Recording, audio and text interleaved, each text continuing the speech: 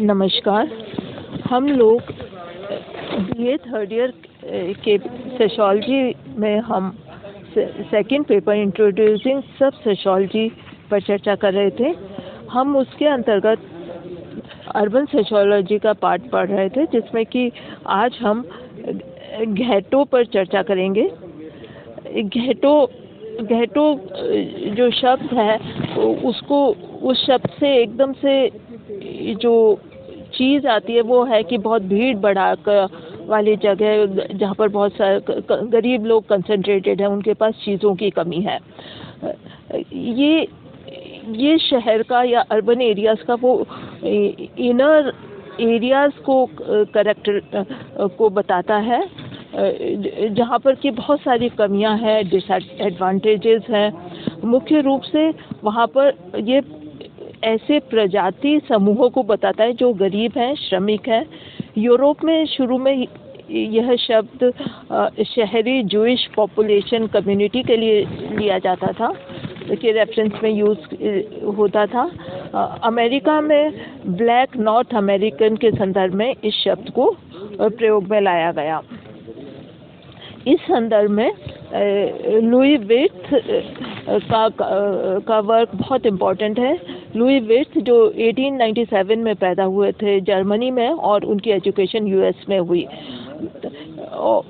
उन्होंने कहा कि ghetto could only be understood as a socio-psychological as well as ecological phenomena। और उन्होंने आगे कहा कि ghetto is not much of a physical fact as it is a state of mind। उन्होंने कहा कि घेटो एक तरह से, जिस तरह से कोई ग्रुप सप्रेस्ड है या जिससे आप ठीक से वो मार्जिनलाइज्ड है, तो उसका असर उसकी जो साइकोलॉजी पर पड़ता है और जिस तरह से वो इकट्ठे होकर रहे या रहते हैं, वो घेटो को डिफाइन करता है। विर्थ ने घेटो के नाम से ही उनका पीएचडी वर्क था, जो 1928 में पब्लिश हुआ। और उन्होंने एक बहुत इम्पोर्टेंट निबंध भी लिखा जो कि घेटो या अर्बन लाइफ के बारे में बताता है। वो है urbanism as a way of life, जो 1938 में अमेरिकन जर्नल ऑफ सोशियोलॉजी में पब्लिश हुआ। वो कहते हैं कि जो घेटो को नगर के बीच की स्थिति वो ऐसे संजातीय यानी एथनिक ग्रुप में स्पष्ट किया जिसे सामाजिक, मनोवैज्ञानिक तथा पारिस्थितिकी, जिसे हम इकोलॉजी बोलते हैं, के दृष्टिकोण से एक दूसरे समूह से पृथक किया जा सकता है। यूरोप में औद्योगिक क्रांति के बाद जब इंडस्ट्रियल प्रोडक्शन में बहुत तेज़ी से वृद्धि होने लगी, तो विभिन्न उद्योगों में कार्य करने वाले श्रमिकों की संख्या बहुत तेज़ी से बढ़ी।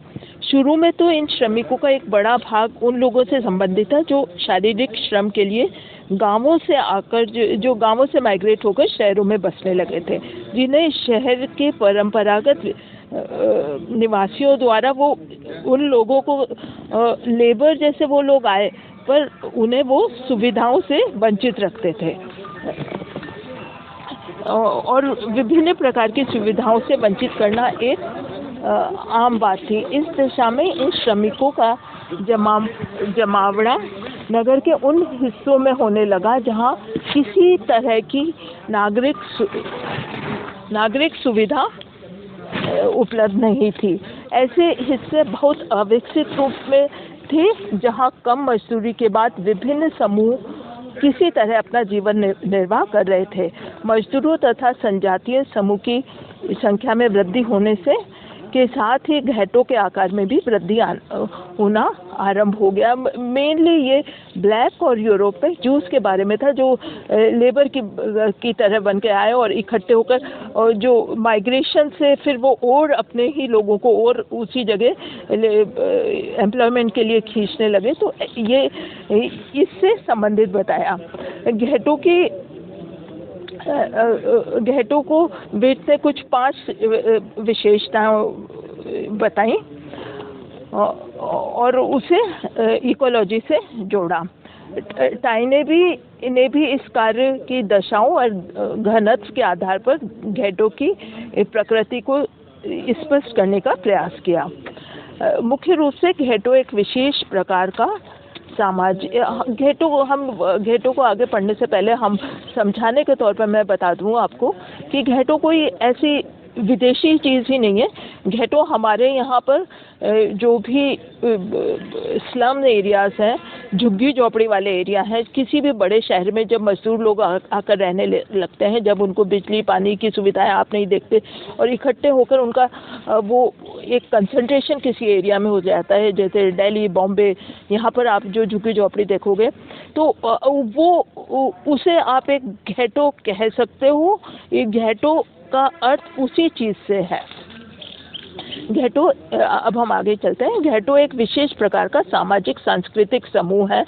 बहुत सीमित आर्थिक साधनों के कारण यह समूह नगर के दूसरे समूहों की तुलना में अपने आप को भिन्न मानता है, यानी क्योंकि उसके पास चीज़ें कम है। वो शहर में आ तो गया, मजदूर है, पर उसको शहर वाली सुविधाएं नहीं मिल रही। उसकी सांस्कृतिक विशेषताएं एक निम्न आर्थिक समूह के समान है। हो सकता है वो जहाँ दूसरी जगह जहाँ से आया वो उतना गरीब ना हो, पर यहाँ पर लेबर की तरह आया है तो उसकी सोशल स्टैंडिंग भी लोअर हो गई।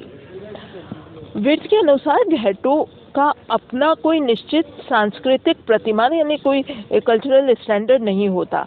एक और यह समूह अपनी ग्रामीण संस्कृति से अलग हो जाता है तो दूसरी ओर उसके लिए नगर की संस्कृति से अनुकूलन करना बहुत कठिन होता है। सामाजिक रूप से यह एक वंचित समुदाय है जो एक्सक्लूजन में है और मार्जिनलाइज्ड ग्रुप भी हम इसे कह सकते हैं। विर्थ ने घेटो को एक विशेष प्रकार के मनोवैज्ञानिक समुदाय के रूप में भी समझाने का प्रयास किया। उनका मतलब था घेटो से संबंधित लोगों में अलगाव की मानसिकता मुख्य होती है। इनमें ऐसी भावनाओं की प्रधानता होती है, वे न तो अपनी सामाजिक आर्थिक दशाओं में कोई परिवर्तन कर सकते हैं और न ही नगरीय तथा औद्योगिक व्यवस्था को बदलने में सक्षम है। यानी उनके वो एक तरह से एलिनेशन उनमें बढ़ जाता है। उनकी एलिनेटेड, डिप्रेशन, इस तरह की उनकी मानसिकता हो जाती है। वो समाज से एलिनेटेड होकर ही रह रहे हैं तो वैसे ही रह रहे हैं और इसके अतिरिक्त विभिन्न प्रकार के मानसिक तनाव इनके जीवन का एक पार्ट बने रहते हैं। आगे हम चलते हैं। पारिस्थितिक के आधार पर घेटो सेटलमेंट का वह क्षेत्र जिसमें नागरिक सुविधाओं का अभाव होने के कारण अधिकांश लोग गंदे और अस्वस्थ वातावरण में जीवन व्यतीत करते हैं, जो हमारी जैसी स्लम एरियाज हैं के लिए बाध्य होना पड़ता है। ये नहीं कि वो चाहते हैं, पर उनके पास कोई ऑप्शन नहीं है। साधनों के अभाव में इस तरह के निवासी अपनी पारिस्थिति में, अपनी इकोलॉजी में सुधार करने से भी वंचित रहते हैं, क्योंकि उनके पास कोई मीन नहीं है कि वो कैसे परिवर्तन करें। उनका बस जीवन चल रहा है वाली स्थिति पर वो आ जाते हैं। औद्योगिक नगरों के विकास की आरंभिक प्रक्रिया के अंतर्गत उद्योगों में काम करने वाले श्रमिकों के कार्य की दशाएं बहुत अमानवीय रही हैं और एक और श्रमिकों के कार्य करने की कोई निश्चित अवधि नहीं थी।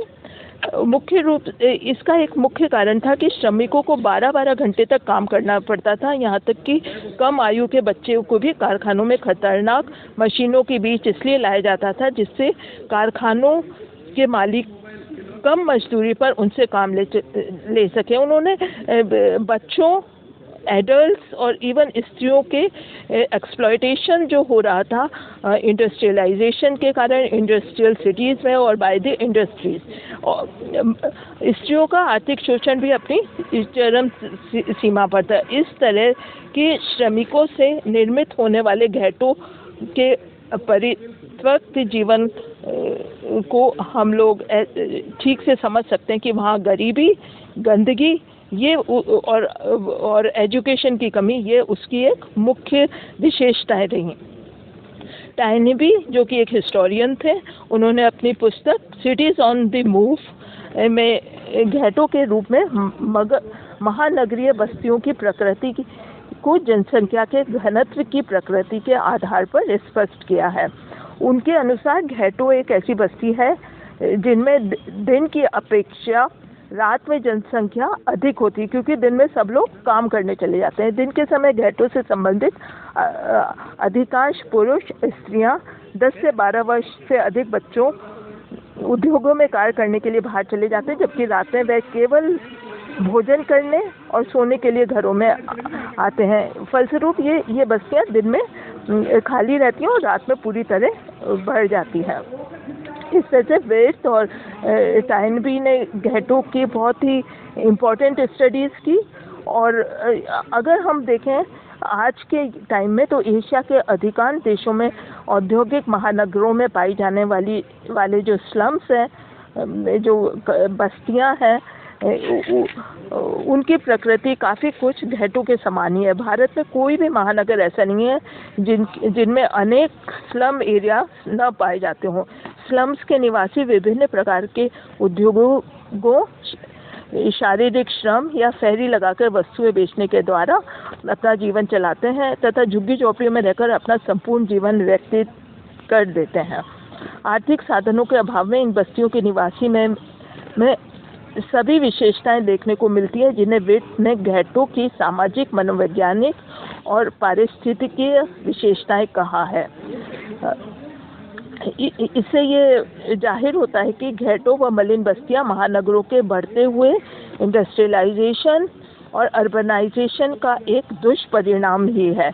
और इस वर्ड को आप शैंटी टाउन, घेटो, स्लम्स, ये सब इसी के पर्यायवाची हैं। Thank you. हम इतना ही करेंगे। नेक्स्ट चैप्टर में हम ग्लोबल सिटी के बारे में